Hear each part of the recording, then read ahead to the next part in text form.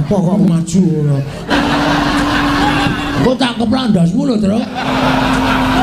Ngopo kok mundur ngopo? Ayo maju.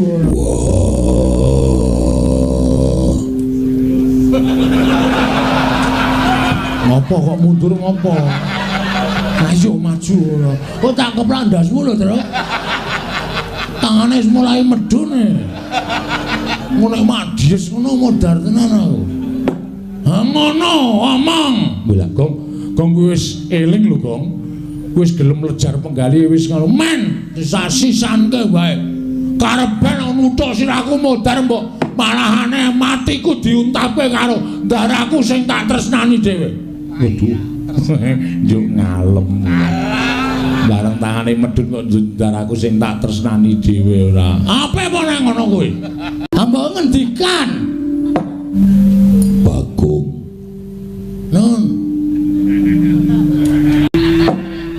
Maju rene. Kula tak teng mriki mawon. Adi mundur ta, Men? Ki tangane isih ketok e. Cangine ming cangkeme tok. Ora sembodo. Maju rene. Rodo nyaket. Apa? Rodo nyaket. Nggih. Tonyo. Ora. Terane. Ora. Yakin? Iya. Nganggere nonyo sumpah sih. Kau ora sumpah. Sumpah aku ora bakal miloro karo kowe. Wah, aku wonge ora bakal tegel karo kowe. Rene oke wis. Aduh. Ngopo karengan ketiban tangane Ndara Werkudara.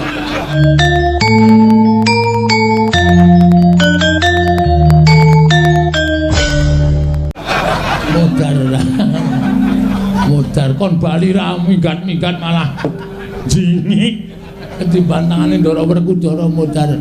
Rene. Nggih, yang ngapunten ayo ora ana sing wani nglejarke penggalihe Ndara. Aku susah ngertos sapa yang bakal tak dawuhi supaya dawuh karo anake Janaka lagi tak pilih-pilih. Nggih, mulane ning aja dienggo susah. Nek dienggo susah niku ana kawan melu susah ya, Tru. Ya, Tru ya. Ora asu. Oben kok. Wae ora klop karo aku pokoke. Tru, dewangi kok nek entuk apa-apa tak emoh ora. Kula niku ya susah, bapak ya nangis, Petro ya susah. Iya. Nggih. Nek bareng aku krungu suaramu, arepa kowe ora ngecul, arepa kowe ora nganggo bahan lawakan. Wis mulai akhir-akhir Ndara Werkudara ning ati marai seneng. Nggih. Marai aku ilang susahe. Nggih. Aku iki ana dhuwit 500 tampanono. Apa to? Aku ki wonge ora blereng bondo donya. Ning iki tak paringi mboten. Yakin sumpah. Tak gawake pokok, tak gawane dhewe. Lah kowe ngono apa iki menggo acting e. Tambani ora. Kula niku mboten wonten niku carane Ndara. Kula mah napa sing kula lakoni niku mligi nindakake kewajiban. Nek meng terus dituku nganggo dhuwit, mengke terus meng tuman. Kula pendak-pendak ngadem Ndara Werkudara, mesti mengke terus meng njaluk dhuwit. Elek kula teng mriku niku, mula kula nek diparingi mesti ora tau gelem. Ampun tambun kaya ngenti. Yo ojo. Napa Gong? Diblerek kanggo kuku Pancanaka. Tambani ora. Tambani ora. Nek ora ya wis ora dadi ngopo. Sik to.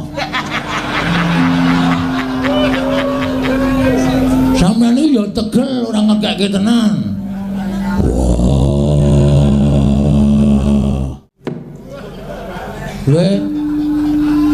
Aduh. Truk. Dasku truk. Lah piye? Tukono konterpit. Oh iya. Konterpit. Sing dingin ya truk larang kae, Gong. Terus saged to? Ora masalah. Oh iya semua jan malah ndoro iki ngeplak Bagong barang dadak golek konterpitnya wis kecakelno. Tuliske. Tuliske terus? Iya. Semi delok. Iki ngandel ora. Kowe iki mesti ngono kuwi ya, Tru. Konterpen. Iki rak tulisane oleskan sebelum dipakai. Ki nek nganti bumbunanku mencelat ngono. Antel sirahmu. Anane salep iki kok ya iki ora. Gal. Nih, dadak loro nih. Yo tambani. Lho. Pinten? 500. Wah, berarti 650. Salepe 150 Wah, caidan. Jaluk imbuh kok werna-werna.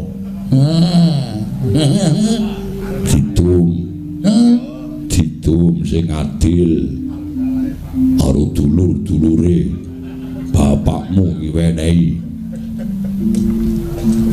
Mel. Kentuk Den Skandara 75. Bagong kuwi wong kene kono iki Semar iki dianggep budhek apa piye? Wis ben.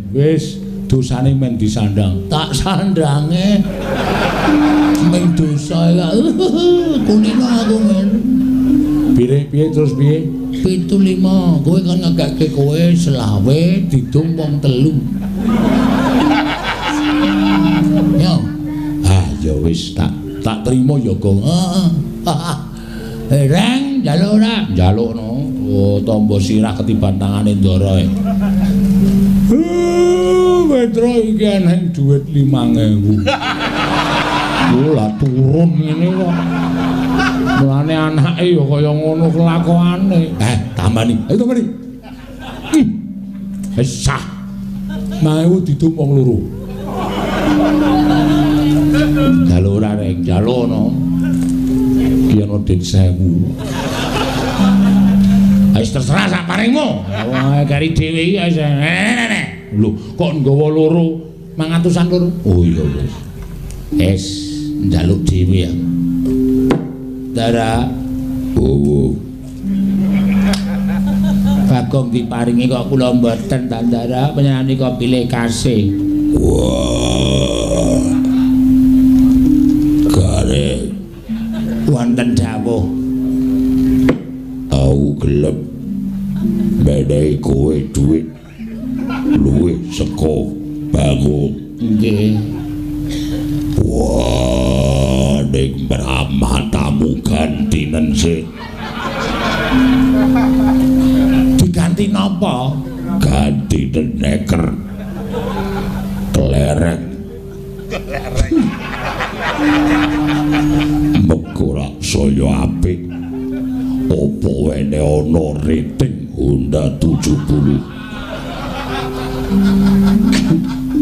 Sing ngomong Bagong. Sing muni rating cangkemmu ha. Matane kakane kaya rating. Puas kowe. Nyakit ora njaluk ora apa-apa. Gusti Maha Adil mesti bakal maringi karo umate. Waduh. Kula namung komandan kali dosa. Wah, Bagong. Semar mbok wenehi 20. Semar iku nek nyekel ditoke-oke sok tiba. Matane wis matamu karo wong tuwa kok anu mripate wis lamur. Niku asline kula paringi 300 ning kula betake. Dhek mung butuh tuku tes ya, Man. Apa? Tes. Tes ki apa? Kuwi lho sing wedang diweki lho. Es teh. Tes dengkul mlocot. Ratu kok tok jak salaman. Keakraban sinuwun. Duapure ora. Njur anggepe ratu kuwi karo kowe iki derajate adoh kok keakraban. Weh, dhek kudu sadar mbiyen ki dadi ratu mergo tak coblos.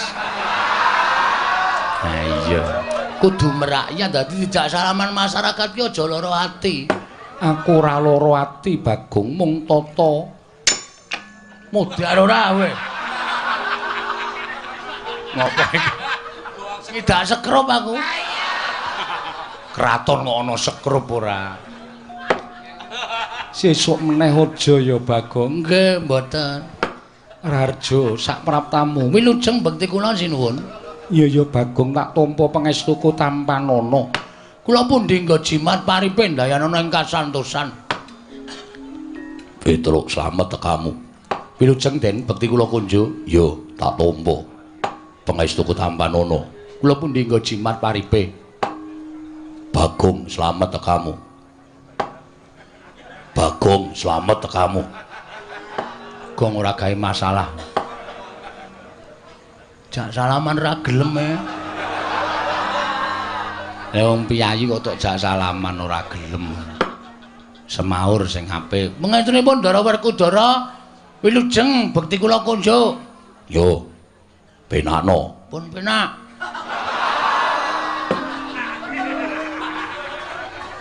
Wis penak kok. Wis. Petro Kantong Bolong Pandora Arja sapraptamu. Sinuwun Mandura wilujeng bekti kula kunjuk. Yo. Bagong slamet. Nun, Bagong slamet. Pangaturipun sinuwun Mandura wilujeng nering sambikala kepareng lantaran sembah pangabekti kula kunjuk. Wah edan jangkep tata krama ukaramu. Pangaturipun nggih. Prayoga nungkun menunggu. Sampun boten kirang prayogi. Sampeyan nggih disekecake nggih? Yo. Pun asal unjukan? Durung. Sami. Petruk Padhararja. Ndara Janaka bekti kula. Iya, Bagong Padhararja. Ndara Janaka bekti kula. Iya, Bagong pangestuku tampanana. Kula pundi nggo jimat paripe. Petruk wonten dawuh. Eneng apa Petruk teka sira sowan mangka tanpa tinimbalan Panakawan. Oh.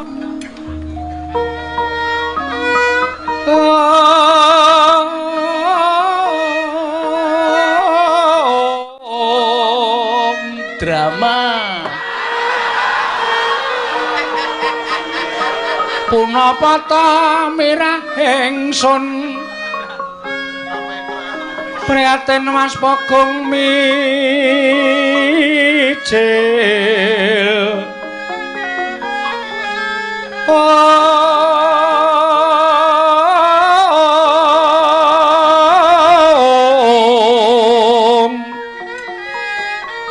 Tuda tanpa karya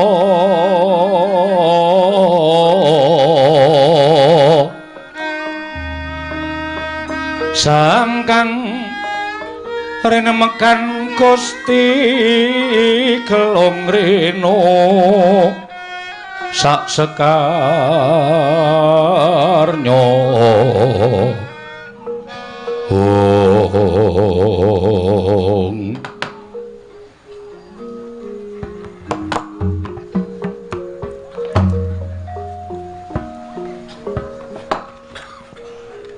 Panakawan ana apa dene sira tak timbali malah nangis Petro matura ya gene ana lakon apa Panakawan.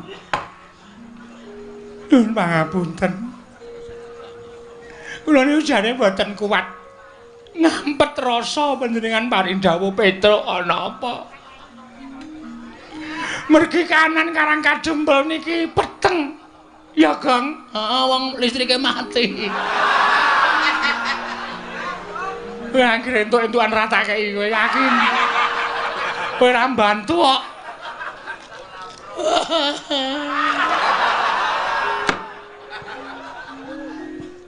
Peteng sebabe apa? Merem. Sik menengo sik. Engko tak nehi kalodhangan, tak nehi wektu ndagelo sak pol-polmu. Niki meneng sik. Siap. Paham? Paham.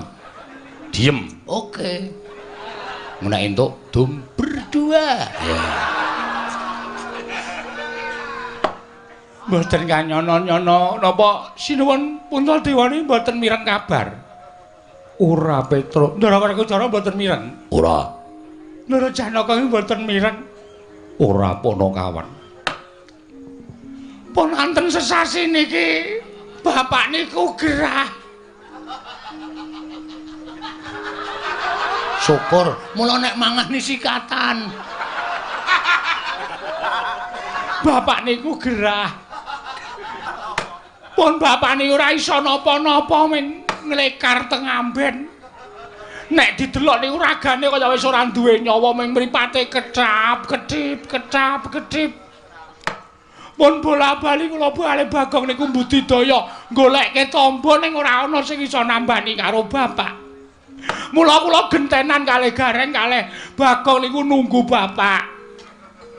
Bareng ngonten bapak niku dek malam Selasa kliwon niku tengah wengi niku dehem monggo biasane ngombe niku kudu diselang. Niki lho nek mboten percaya buktine Bagong niki sing sok nyelang. Maem ya wis ora iso, mimik ya wis ora iso. Bola-bali ming ambegane saya sero ngorok teng mriki niki mergo kean udut. Iya. Lah tengah wengi malam Selasa niku bapak niku paring dawuh kalih kula, kalih Gareng, kalih Bagong. Bapakmu dawuh kepiye? Destun temen Pandhawa nganti ora ngerti ento Kakang Semar nandhang raga. Werkudara Kakang Semar lara banget. Wah, Petro ora wadul, ora matur karo pepundhen Pandhawa. Lagi saiki kowe matur. Petro mbok ya sowan ning Madukara. Kok kebangetan temen Kakang Semar nandhang gerah kok kowe ora matur karo pepundhen. Repot. Sibuk. Lah saniki kula matur bapak niku paring dawuh. Truk. Kowe sowan ning pepundhen Pandhawa. Aku nyuwun pepundhen Pandhawa rawuh ning Karang Kadempel 5 cacahe sinambi mundi pustaka Jamus kelima sada. Ngoten niku. Ora kena gotang Pandhawa kudu jangkep 5. Ndara Puntadewa, Ndara Werkudara, Ndara Janaka, Ndara Klasdewa, Ndara Puntadewa mundi pustaka Jamus lima sada kuwi dadi srana mbok menawa nggonku Waluya Nirmala Temah Jati, Jati Temah Mulya ngoten niku. Mula sowan kula mriki diutus kalih bapak supados mboyong Pandhawa gangsal cacahipun rawuh wonten ing Karang Kadempel sinambi mundi pustaka Jamus kelima sada. Sakaken bapak Ndara awi kula derekke rawuh teng Karang Kadempel sinambi mundi pustaka Jamus kelima sada jangkep Pandhawa gangsal. Nek panjenengan mboten rawuh teng Karang Kadempel yakin bapak mesti sedo. Ya Kang. Mergo bapak wis mboten gadahi kekuatan babar blas. Pun kula Yasin keping 3 lho. Nek mari ya bek mari, nek sehat ya gek sehat. Ning ora ana undhane babar blas. Winganane bengi Dek Petro mboten nonton kalih Gareng ya mboten nonton kula wis omong karo bapak, Pak, mati ya mati ning warisan didum sik. Aduh paraimu lho kowe. Tak dupak genti. Lho. Bapakne kok ngame-ame warisan supaya aja nganti congkrah, Truk. Bapak wis kaya ngono wis ora iso piye-piye. Nek bapak ngerti sek ngono ya. Piye lek arep ngedum warisan? Kowe mesti malak, Gareng kae meneh, arep cilik ning Mecakil kae. Mesti apa-apa dihaki. Aku entuk apa? Aku ki mung wong sarwa ngalah. Omahe mung manggon ning pawone bapak aku ki. Ya mesake kok. Kowe njaluk bapak, ora tau dikeki. Petro dalem mundur sikik. Mundur kok. Lah. Ngopae? Ratu dilungguhi sikile ora. Sorry. Ora sengaja kok ya. Salahe nang kono. Loh, dhisik aku. Oh iya, Dek. Ngapunten. Kowe tak jarwani ya, Petruk. Nggih. Yen to bapakmu mbutuhake Pandhawa 5 cacahe dina samengko ora kelakon. Lho. Sebabe mara sawangen kadangku ingkang mapan ning pepungkuran iki etungen cacahe pira? Ditunggu. Ji, ro, lu, pat, mo. Lho kok 6? Iki rasa. Kowe kok nang kono to yem? Ngisru-ngisruhi pikiran kowe. Minggir. Ora wayahe kok ceniningan nang kono. Tunggal kalih 3 sekawan. Tuh, jiro lupat. Lho. Komeng bapak, Tru? Bapak kok. Kok namung sekawan? Kowe tak kandhani ya, Petro. Nggih. Kadangmu utawa pepundhenmu ya kuwi Yayi Sedewa ninggal praja. Lho. Sebabe merga didukani kelawan bendaramu Jodipati. Lah kok iso didukani sebabe apa? Merga Sedewa nggondheli pustaka Jamus Kelima Sada. Lah pustaka ajeng dipethuk pundi? Disuwun ngambil Koko Prabu Ndarawati. Lah kok Sinu Ndarawati ora ana? Petruk ora seru-seru. Aku nek tok oyak kaya ngono kuwi gendandapan, Petruk. Ratu gendandapan. Merga Koko Prabu Ndarawati rawuh ana ing negara Ngamarta nyuwun ngambil pustaka Jamus Kelima Sada. Pandhawa nyaosake marang pusaka marang Koko Prabu Ndarawati nanging mung Sedewa ingkang nggondheli. Oh, dong kula. Dodok seleng perkara kula wis paham. Dadi Ndara Sedewa niku nggondheli pustaka Jamus miyang jimat Kelima Sada. Merga ajeng disuwun ngambil Sinuwun Prabu Ndarawati. Lah Sinuwun Prabu Ndarawati alasane napa? Dasaripun napa kok nyuwun ngambil pustaka Jamus Kelima Sada?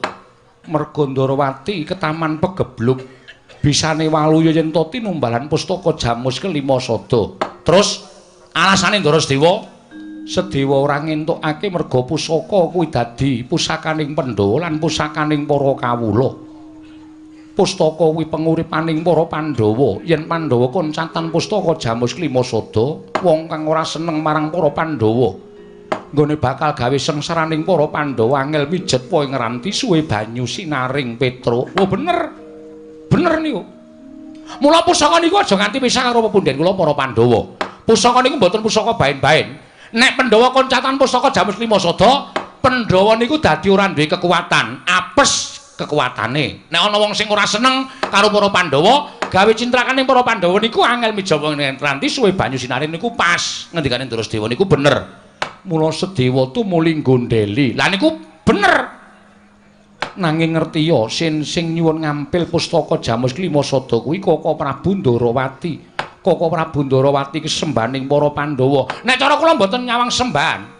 Nek nyuwun ngampil ya nyuwun ngampil sanese pusaka, ana jeneng pusaka kok disilih ki cara pundi? Sing jeneng pusaka niku duwe daya, niku merga diasta dening Kang Kagungan. Pusaka kok disilih-silihke niku mboten ajeng ana dayane. Dadi nek Sinuwun Ndarawati nyuwun ngampil pustaka Jamus Kelima Sada supaya dadi kinarya nambak rengkaning praja. Kula nuwun sewu. Niku gek-gek ming alasan. Mula Ndara Sedewa nggondheli niku wis pas.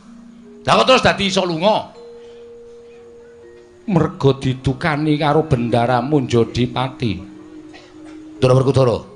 Iya, Petruk. Terus karo bendaramu Werkudara ditundung lunga. Minggat. Ngaten.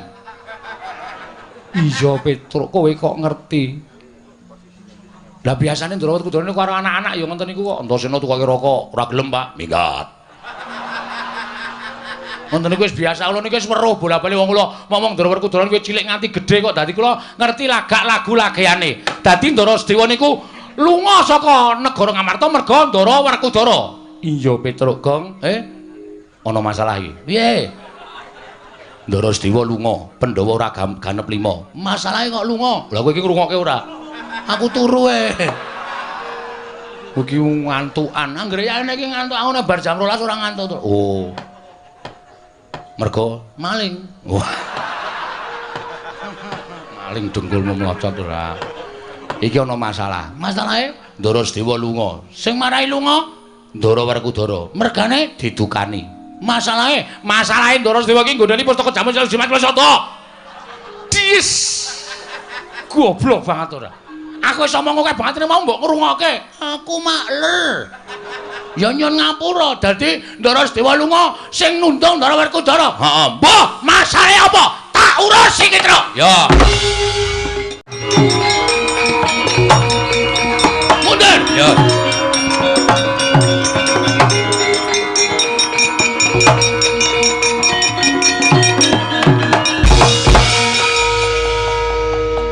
Kula tak takon karo sampean. Wah, Bagong wong edan karo Bendara nuting-nuting.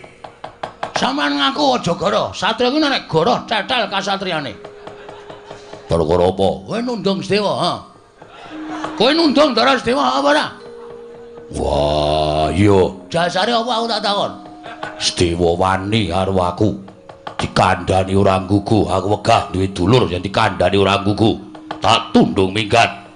Terus saiki nek nganti Ndara Sedewa minggat, Pandhawa ora jangkep 5. Monggo Semar loro isane mari nek Pandhawa rawuh 5 cacahe ning Karang Kadempel. Nek nganti meng 4. Nek nganti Semar, endi Pandhawa? Jero lupat teksek ngono piye? Hah? Ora mikir to kowe? Kula kandhane nggih, Den, Pandhawa niku aja nganti godhang.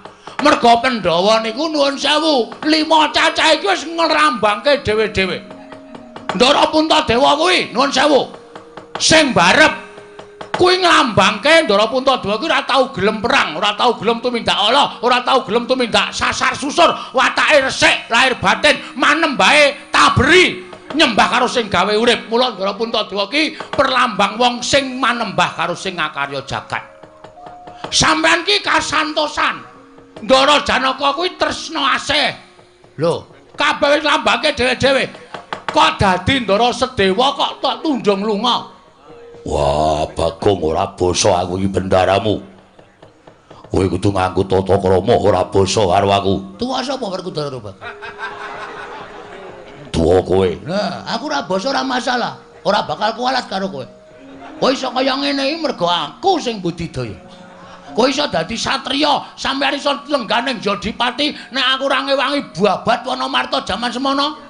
Apa entuk Pandhawa negara Ngamarta? Kowe ngewangi apa? Kowe meneng wae cangkepe ra satrapa. Ora kowe iki ngewangi ora, kowe meneng. Meneng diem. Iya iya. Aku nek omong apa-apa kuwi pokoke ngiyoi. Yo yo yo. Ngono entuk didomong loro.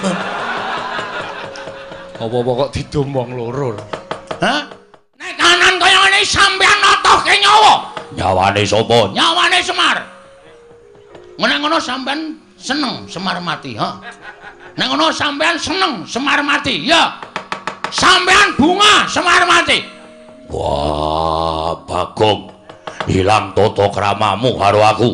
Kowe wani karo Werkudara. Nuwun sewu, kula ora wani karo Werkudarane, ning wani karo pambegan sampeyan.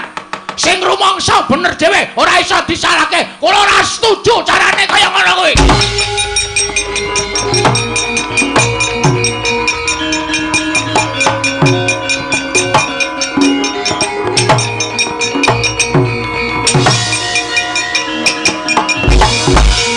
Jane rasa rene kok kono wae.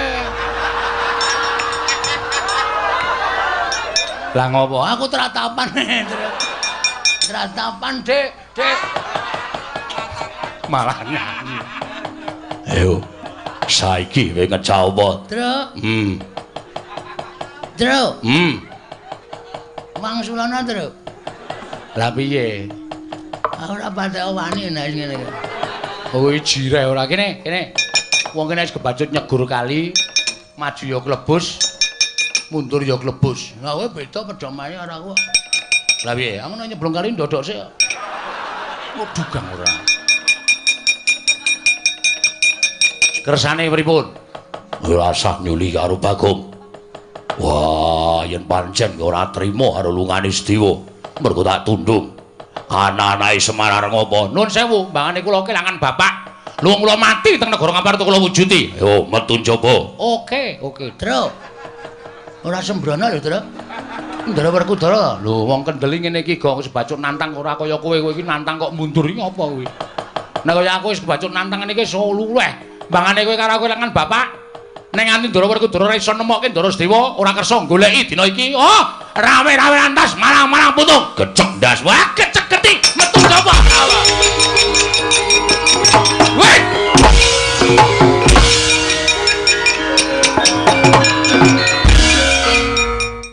Nuwun sewu. Piye, Bagong? Anane kedadian kaya ngene iki mau merga Kresna nuwun sewu Sundarawati nyilih pusaka jamus Klimasada. Iya. Sapa sing ngeterke tekan kene? Koko Prabu Ndarawati diderekke Koko Prabu Mandura. Nah, iki sumbering masalah. Hus.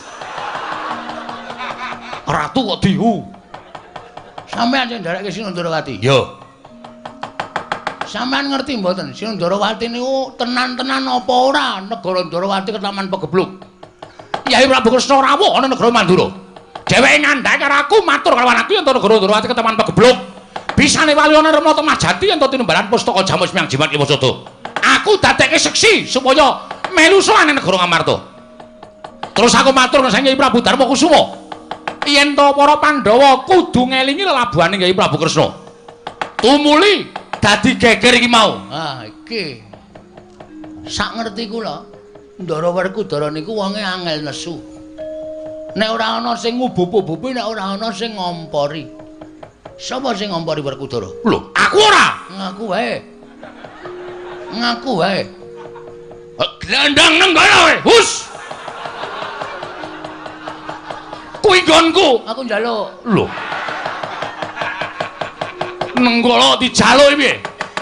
Butuhe aku ora mengerti para kowe. Ya sampean kudu tanggung jawab. Sampean melu gawe masalah luwih Ndara Sedewa. Sampean ora gelem nemokke Ndara Sedewa. Kula sing ora trima. Lho, kowe nantang Baladewa. Lho ora nantang. Meng kula meng kepengin sampean tanggung jawab. Tegese kowe nantang karo Baladewa. Kowe nantang karo Rata Mandura. Apa mbok ora wedi karo kowe? Ayo, nendi papane wong bondo itu metu coba legane atiku. Rugi. Apa kuwi? Ngerkoso-ngerkoso kok tak njaba. Rajos. Jirih. Ora sakakan gelem tanpa kon ayo. Karepmu piye? Pokoke sampean gelem golek apa ora? Aku ora gelem golek. Ora gelem golek gulung wae. Metu coba legane aku padha.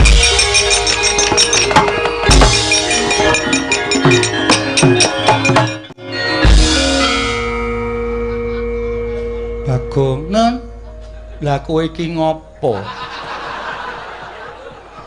Nantang Koko Prabu metu saka Ndaturaya kok kowe malah mbegogo. Santai. Sing repot ra kono. Wong kene durung siap-siap kok karo yo mangkat yo saiki yo ndas lek ketinggalan kereta. Ora ono Baladewa kok nesune tentang kereta. Aku anggere mlebu nang kraton iki kabeh wis nganu apa jenenge kuwi? Njur do ngawur kata-katane. Puntadewa barang kok tentang. Ya sing gedhe pangapuramu. Mboten banten menapa. Wis kono nek arep genahke perkara iki metu njaba. Sendika ngestaken dawuh. Nyuwun pamit. Nyuwun pamit madal pasilan sinuwun. Sing ati-ati aja kaya bocah cilik. Nggih. Ndara Janaka kula nyuwun pamit. Iya ya Bagong sing ati-ati. Aja kaya bocah cilik. Kuwi sing muni aku. Aja kaya bocah cilik. Nggih. Ndara nek kula nyuwun pamit nggih. Iya ya Bagong sing ati-ati. Njaluk. Sing ati-ati ning Sambikala. Waduh kok wolak-walik lho omong. Yem aku lunga sik ya. Inggih ngestaken dawuh. Suwe banget ketemu karo kowe. Engko cipika-cipiki ya, Jem. Inggih. Ayo kangen ya, inggih. WA-mu isih kae sing wingi to? Inggih. 081 125 250 375. Aku menghitung-hitungan. Inggih. Kuwi adimu kok? Inggih, lemu banget. Oh ya aja sok salin nganggone adimu ya? Inggih. Sandangane aja sok ganti. Inggih. Nggone adimu ki nek tok nggo iso tok cantolke pundak ngene iki. Saking gedene. Ora tepung kok wis ngrasani pakaian dalem. Aku karepe dhewe. Aku kenal dhewe. Nyun pamit sinun, sing ati-ati aja kaya bocah cilik. Nun nggih. Mergi nek nganti kula mboten ngelingke Petro iki nek pun nesu wah. Bebayani tenan, yakin sumpah. Mboten mantra-mantra wujuding Panakawan, bedane karo sapa-sapa ora wedi. Apa ya nggih? Dewe nganane malam Setu nika gelut kalih Bathara Narada. Lho. Perkarane apa Bagong? Susukan teng jero kotak.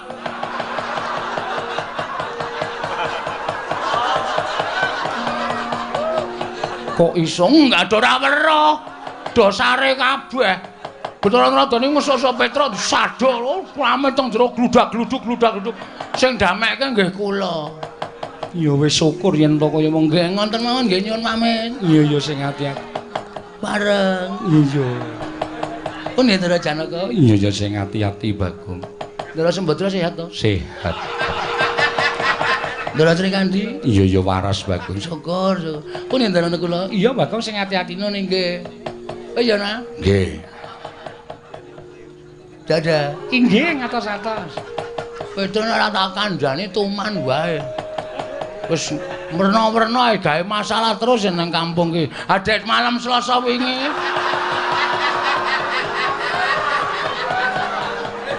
Malam Selasa ngopo? Ora ada ronda.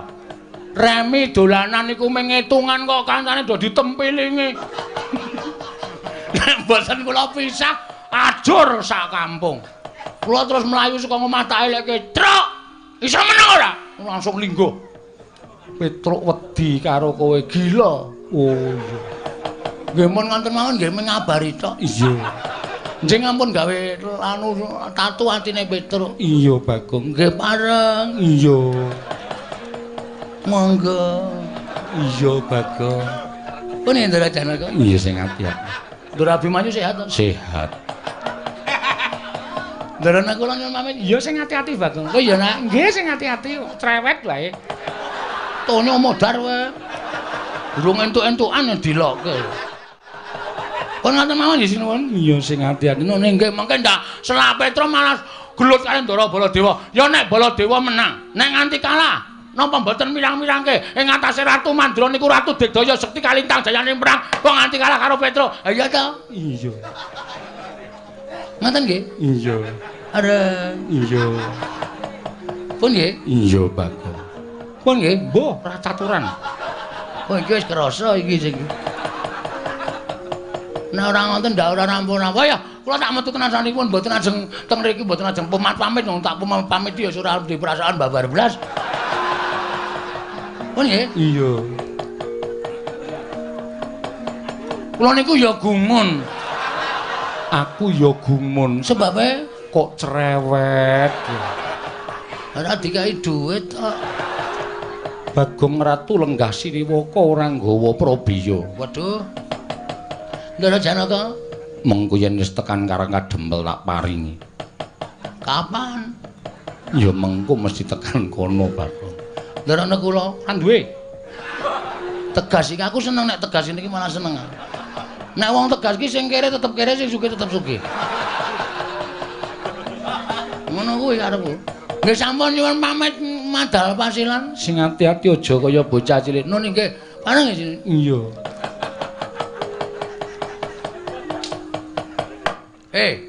Wonten dawuh. Patena kowe? Nggih. Andakawana? Inggih. Pangling-kaling kula ki Lurah Bagong. Ora. Sehat to? Iya, pangestunipun waras. Nggodhe 300. Kangge menapa? Nek silise Panjenengan menika ngampil darenipun kunduraken. Iki atas nama Sinuwun Puntadewa. Aku kok nyilih kowe 300 sesuk le nyaur panjenengane. Menapa estu? Dipidana pati wae piye wae? Inggih. Monggo 300. Ngono.